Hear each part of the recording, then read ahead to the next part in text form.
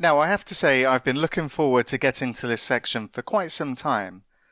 And if we take a look at our app at this moment in time, especially in the app component, the amount of responsibility this component has just now gives me a headache. We've got lots of state, we've got lots of handlers, and we're passing down lots of properties to our activity dashboard, which also gives me a headache due to the amount of properties we're passing down here.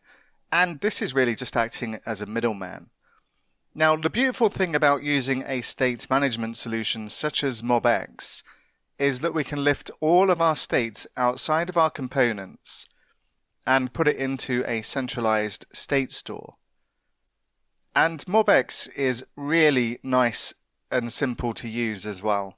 It's got some excellent features. It allows us to do things that we can't do in Redux, such as mutate state, and then our components re-render based on reacting to those changes.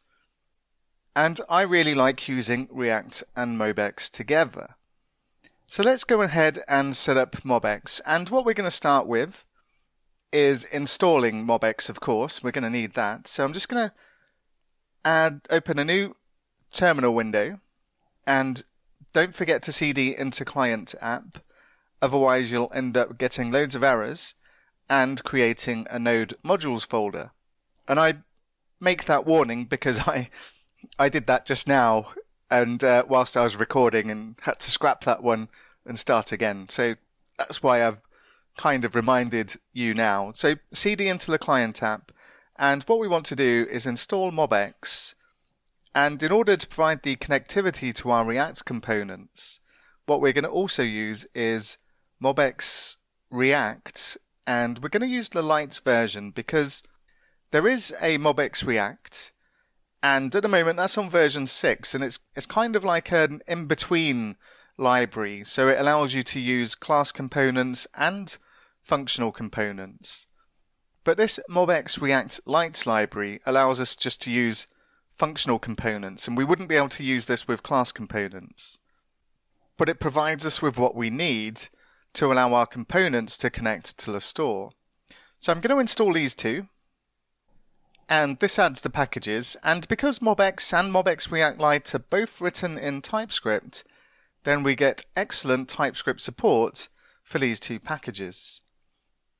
That doesn't mean to say that we can't use them in JavaScript, of course we can, but we can be pretty sure that they're going to have the typings we need because of the nature of the fact they're written in TypeScript. So now we have these installed, let's go ahead and set this up. And what we're going to do is we're going to start by creating an activity store. So in my app folder, I'm just going to create a new folder and call it stores. And as was discussed earlier, with MobX, rather than having a single store, we can have multiple stores. And for now, we're going to keep things as simple as possible, and we're just going to create an activity store .ts, and that shouldn't be a capitalized A, that should be a lowercase a in this case, because it's not a React component. So what I'm going to do is I'm going to create a new class called activity store, and all this is going to have is a single observable at this moment in time. So I'm going to say observable with the @decorator and spell it correctly, and call it title. And I'm just going to set this equal to hello from MobX. And I know this is lame, but it will prove that we've got things set up correctly. And we also need to import observable from MobX. So I'm just going to import observable from MobX. And what we get here is an error. And it says that experimental support for decorators is a feature that is subject to change in a future release. And because we're using TypeScript, we can just enable the experimental decorators option in our tsconfig file. And that will remove this particular warning. Now, it's not compulsory to use decorators inside MobX. We can just use normal class properties to do this, and I'll show a quick example later, but we are going to be using decorators for our MobX stores because I find them a lot neater and cleaner to use. And like I say, I'll just demonstrate very quickly after this how we can achieve the same thing using without decorators. But what we need to do is enable the experimental decorator support, and inside our tsconfig.json, what I'm going to do is just add another element to our compiler options. I'll just add a comma and say experimental decorators and set this to true. And we should find that in our activity store, the warning has now gone away. So this is all that's going to be contained in our store at the moment, just so that we can prove that we're connecting things up correctly. And what we'll do is we'll export defaults. And what we want to do is be able to use our store inside our React components. Now what we can do to do this is we can make use of the React context API and put our store inside our context. So what I'm going to do is say create context, and there's 3 different create contexts here. We want the one that comes from React in this case. So I'm just going to select this one. So make sure you've got the auto import from React highlighted, and I'll bring this in.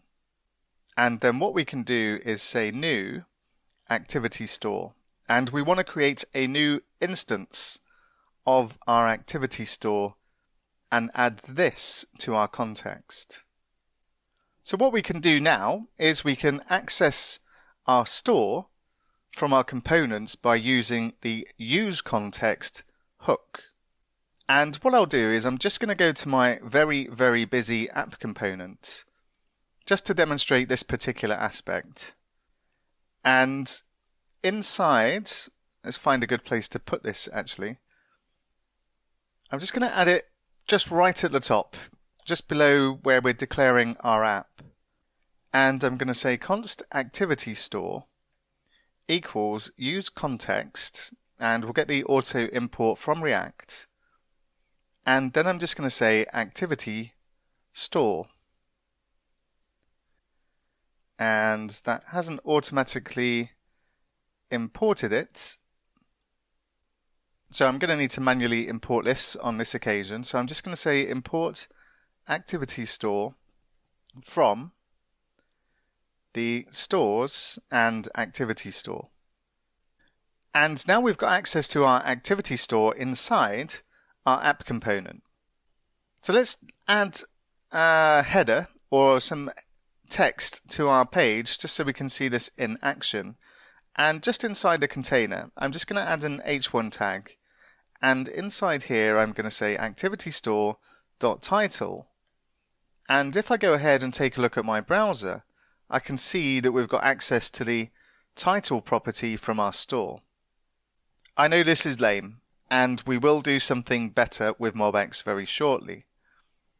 But we just wanted to demonstrate that we can connect and set up MobX and make use of it in our React application. And now we've achieved that. So what we're going to do now is we're going to refactor our application, and all of this, which gives me a huge headache, is going to disappear, and all of our states and our methods are going to be contained in our activity store.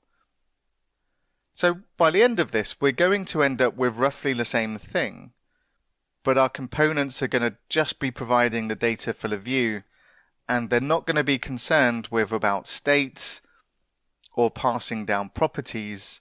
We're going to connect each component up to our store so that it can extract the properties it needs to provide the data for our view here. So I'm just going to clean up what I've done because I don't actually need the title in there in that way, of course. And what we'll take a look at next is starting to refactor our application to use MobX instead of what we're doing right now.